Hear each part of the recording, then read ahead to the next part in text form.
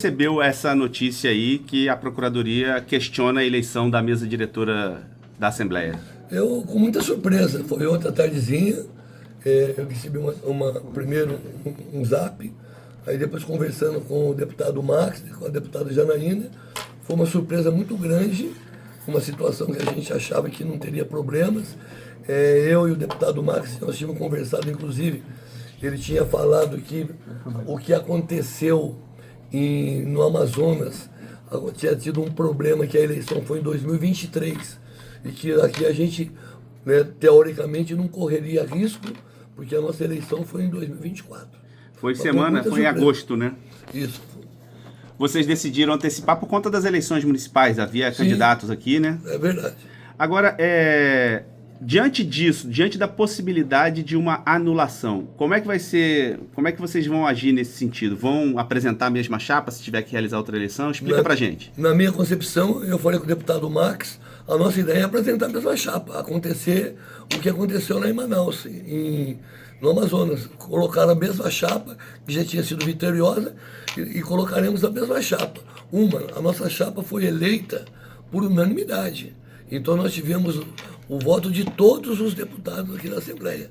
Então eu acho que não tem como, em um mês, a diferença de um mês mudar, alterar nomes, né? Nós temos uma chapa que ela foi muito bem formada, muito bem discutida, muito bem organizada. Consenso. É um consenso muito grande, capitaneada praticamente para alguns deputados, principalmente o deputado Eduardo Botelho, foi considerado na época que o padrinho da nossa chapa.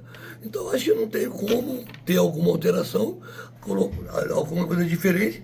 A gente vai colocar a chapa, já falei com o deputado Marcos, vamos colocar a chapa novamente, sem problema nenhum. Deputado, o Ministério Público, para ele entrar com uma ação como essa, ele precisa ser provocado.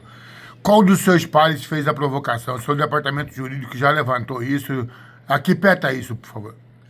Realmente, o Ministério Público, tanto federal como estadual, tem que ser provocado. Agora não dá para saber quem provocou. E a minha equipe não tem condições, aqui minha equipe jurídica, ela não tem condições de descobrir, porque para provocar é uma coisa extremamente sigilosa. Nós podemos descobrir isso futuramente, numa ação, em alguma situação. Mas no momento a gente não está nem preocupado com quem foi feito essa situação, essa provocação. Eu acho que nós temos que se unir agora, nós da chapa, e continuar unidos e fazer o quê? Independente do que acontecer com essa provocação, e se tiver que ter outra eleição, a gente colocar a nossa chapa para bater voto.